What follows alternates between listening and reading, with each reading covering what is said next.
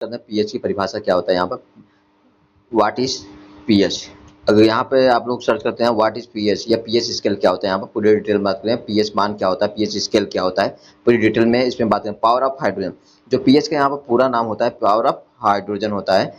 यहाँ पर बात करते हैं सन 1909 में डेनिश रसायन सोरेनसन ने किसी जली विलयन की अम्लता और क्षारकता को व्यक्त या समझाने के लिए एक नया मापक्रम स्केल प्रस्तुत किया था, जिसे हम पीएच स्केल कहते हैं। यहाँ पर अब बात करते हैं यहाँ पर पीएच मान और पीएच स्केल होता है क्या, व्हाट इज द पीएच और पीएच स्केल।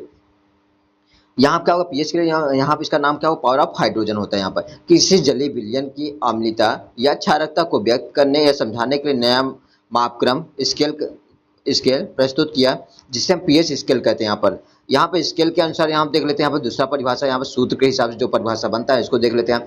किसी बिलियन का पीएच मान संख्या ऋणात्मक घात की वह संख्या है जो उस बिलियन के हाइड्रोजन आयन को सांद्रण को प्रकट करती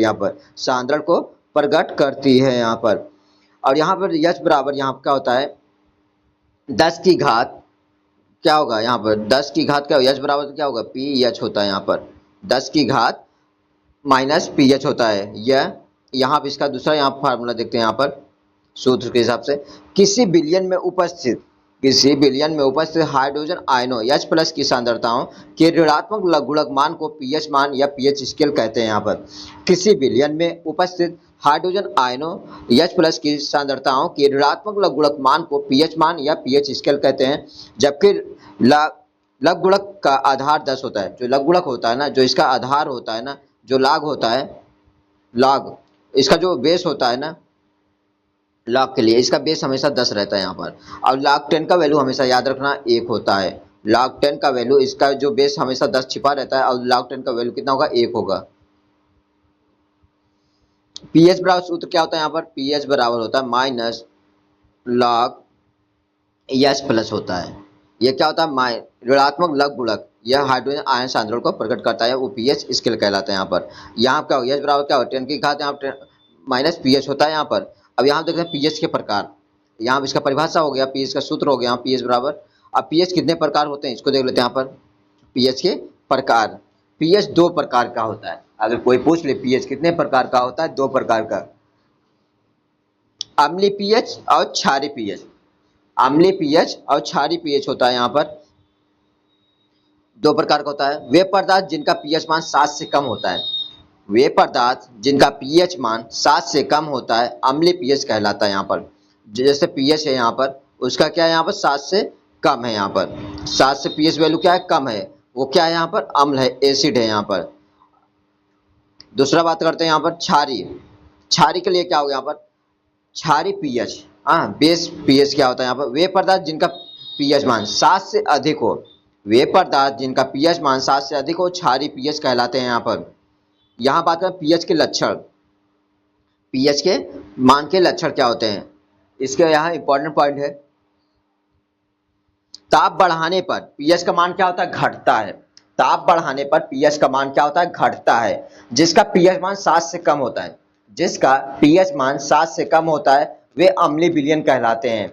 और जिसका पीएच मान 0 होता है वे भी क्या अम्लीय होते हैं। यहाँ पर जिसका पीएच मान 7 से कम होता है वे अम्लीय विलयन कहलाते हैं, और जिसका पीएच मान 0 होता है वे अम्लीय होते हैं। यहाँ पर जिसका पीएच मान 7 से अधिक होता है वे क्षारीय विलयन कहलाते हैं, और जिसका पीएच मान 0 और 14 के बीच में होता है। यहाँ पर 0 और 14 के बीच में होता है।